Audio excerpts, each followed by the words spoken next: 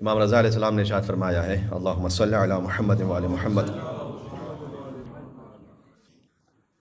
روز عید غدیر میرے جد علی بن ابی طالب کی ولایت کو ماننے والوں کی مثال ویسی ہے کہ جو فرشتوں کی مانند ہیں جنہوں نے حضرت آدم علیہ السلام کو سجدہ کیا تھا حکم خدا سے، اور جو علی کی ولایت سے انکار کرتے اس کی مثال اس ابلیس کی سی ہے کہ جس نے سجدہ کرنے سے انکار کر دیا تھا۔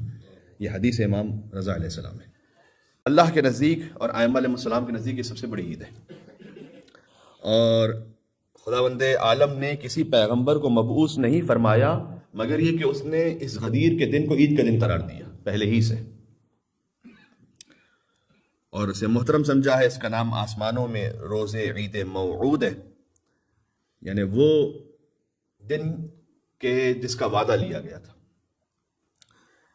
اور زمین میں اس کا نام میثاق کے ماخوذ ہے۔ روایت میں ہے امام جعفر صادق علیہ السلام سے لوگوں نے پوچھا کہ مسلمانوں کے لیے اللہم صلی علی محمد و علی محمد، کیا جمعہ عید الاضحیٰ اور عید الفطر کے علاوہ بھی کوئی عید ہے؟ چونکہ جمعہ کا دن بھی ہے عید۔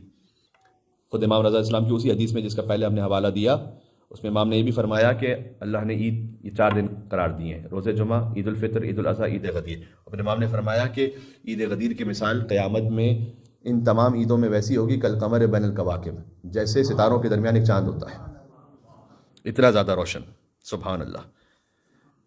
اور کیا اس کے علاوہ بھی کوئی عید ہے؟ جب امام سے پوچھا گیا جمعہ، عید الاضحیٰ، عید الفطر کے علاوہ، تو امام نے فرمایا کہ ہاں، وہ عید جس کی عزت سب سے زیادہ ہے، سبحان اللہ۔ راوی نے پوچھا وہ کون سی عید ہے؟ فرمایا وہ دن جس دن رسول خدا نے امیر المومنین کو اپنی خلافت کے لیے منصوب فرمایا، اور فرمایا کہ جس کا میں مولا اور آقا ہوں اس کے علی بھی مولا اور آقا ہے، اور وہ 18 ذی الحج ہے۔ راوی نے پوچھا کہ اس روز کون سے کام کرنے چاہیے؟ امام نے فرمایا کہ روزہ رکھنا چاہیے، عبادت کرنی چاہیے، محمد اور آل محمد علیہ السلام کو یاد کرنا چاہیے، اور ان پر درود بھیجنا چاہیے۔ اللہم صلی علی محمد و علی محمد۔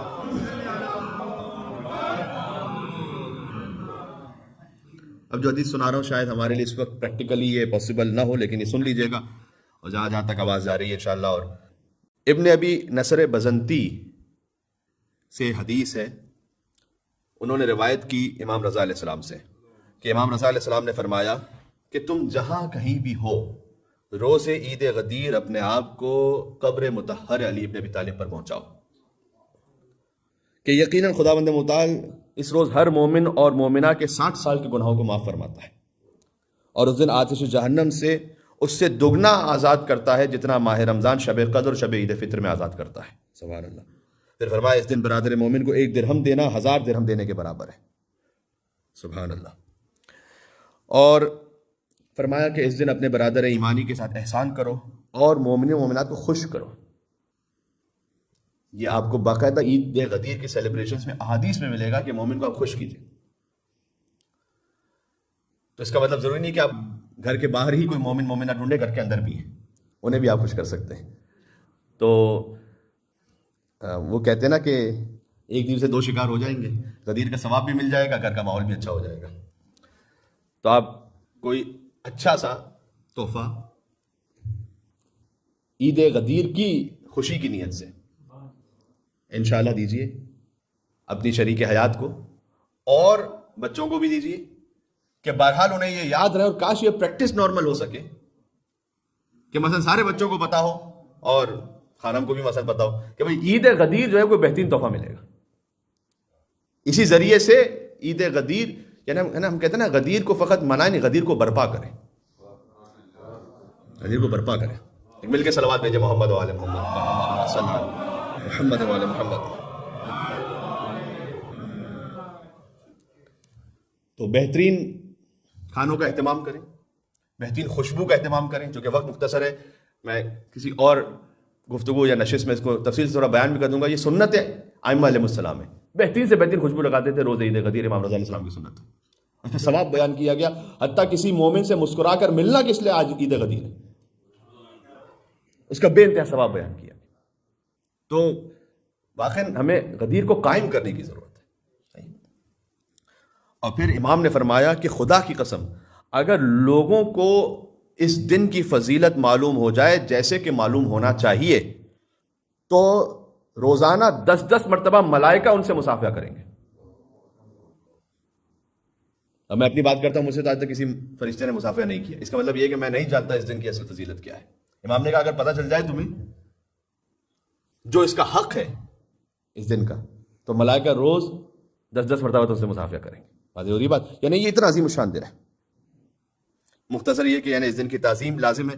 چند اعمال ذکر کیے گئے، سب سے اہم عمل ہے روزہ رکھنا، اور جو 60 سال کے گناہوں کا کفارہ ہے۔ اگر آپ کا کوئی رمضان کا واجب قضا روزہ ہے تو قضا کی نیت سے رکھیں تو وہ قضا بھی ادا ہو جائے گا، اور انشاءاللہ غدیر کے دن روزہ رکھنے کا ثواب بھی ملے گا۔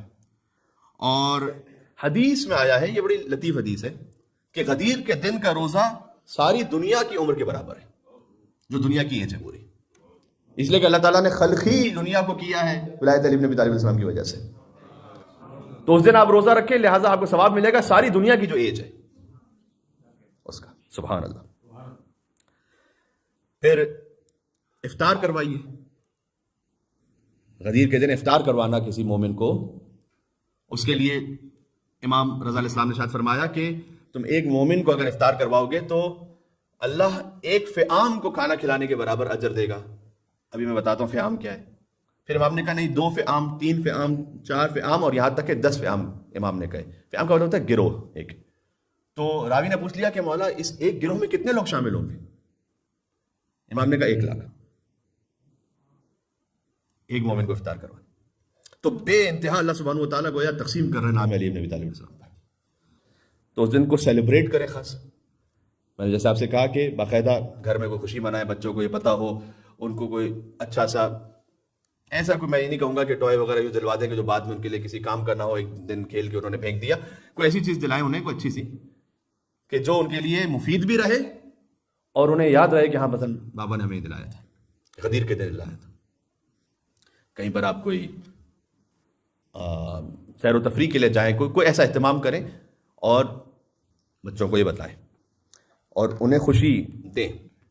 پھر کچھ نمازیں بھی ذکر کی گئی ہیں، وہ آپ مفات الجنان میں دیکھ سکتے ہیں، اس کو میں نہیں دہراؤں گا۔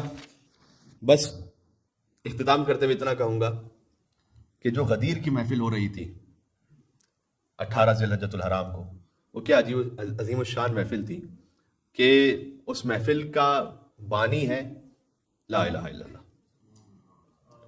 اس محفل کے خطیب ہیں محمد رسول اللہ، اور اس محفل کا عنوان تھا علی ولی اللہ۔